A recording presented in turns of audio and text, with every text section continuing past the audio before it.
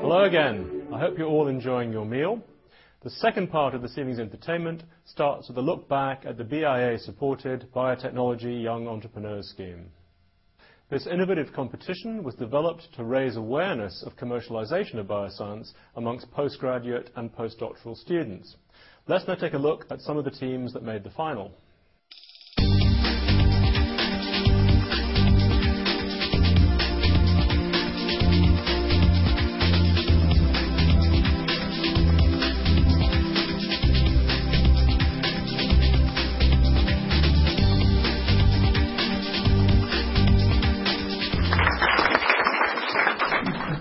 Good afternoon, ladies and gentlemen. My name is Donald Comisky, and I'm the Managing Director of Nanosolve Therapeutics.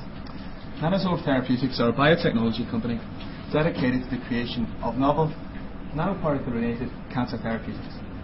Today, we are looking for a £5 million investment in return for 30% equity stake of our company in order to help us take our product to the completion of phase 2 clinical trials. It looks very binary to me. If the results from your first trial don't look promising, you're dead, aren't you? If the results in the first trial with glipizide don't look promising, that product probably is in trouble. But as you say, we have a robust pipeline. Do you want to the pipeline? I think I'm at the end. Lucky me. Well, your presentation certainly did stand out in the course of the day for the substantial amount of money you were asking for.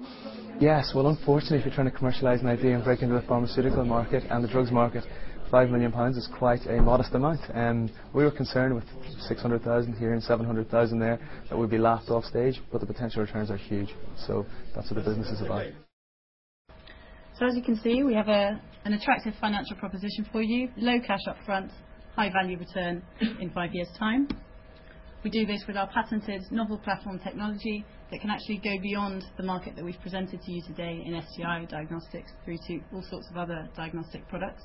We've got a clear focus on delivering value to investors at every stage in the company, be it through regulatory milestones, new patent filings, and seeking further soft funding from non-dilutive sources. Layla, what's it like having been involved in this competition up to this point for your team? It's been a fantastic experience. It's been a nerve-wracking experience, and over the past few weeks in the run-up to the competition, we've had very little sleep. We've basically taken our roles very seriously and tried to use as many sources as that are available to us within the university to understand what a finance director does, what a commercial director does, understand licensing strategies, business strategies, etc.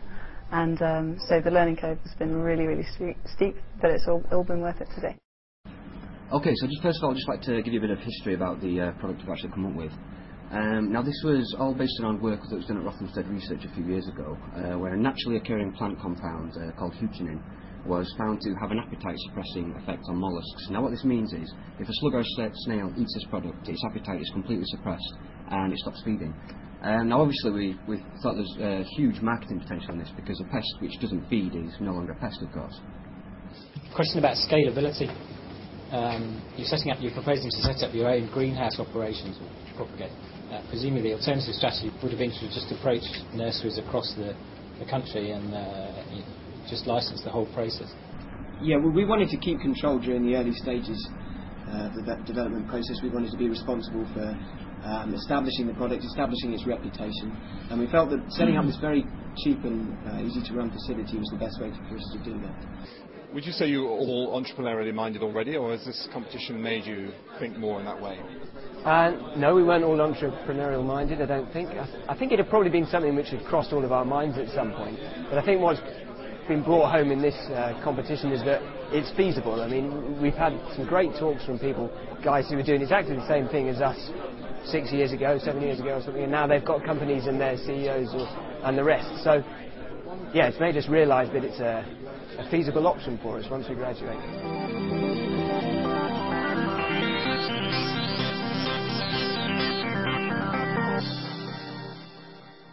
And the winner is Rothamsted Research, who were the last team you saw in that compilation. We're delighted that they're here with us tonight. Please join me in congratulating them and wishing them well when they enter the international competition in Texas representing the UK at Easter. Now, as you already know, the charity we're supporting tonight is Great Ormond Street Hospital's children's charity. Here's a short video to explain what they do. What makes Great Ormond Street Hospital special? It's got lots of toys and it doesn't smell funny. Is it that we bring hope to hundreds of thousands of sick children, many with rare and life-threatening illnesses? Or that we provide practical help to desperately worried families? My nurse is called Linda and she makes me laugh. Or simply that our nurses and doctors offer some of the best specialist care in the country? But what makes Great Ormond Street even more special are the people who help us day in, day out, so we can give desperately ill children that extra support and love. Will you join them today by giving just £3 a month to Great Ormond Street Hospital? My mummy lives with me here. £3 a month will help provide special family accommodation. It will help pay for the latest equipment and help us find vital cures to children's illnesses. Please, find a special place in your heart for Great Ormond Street Hospital and the children we help.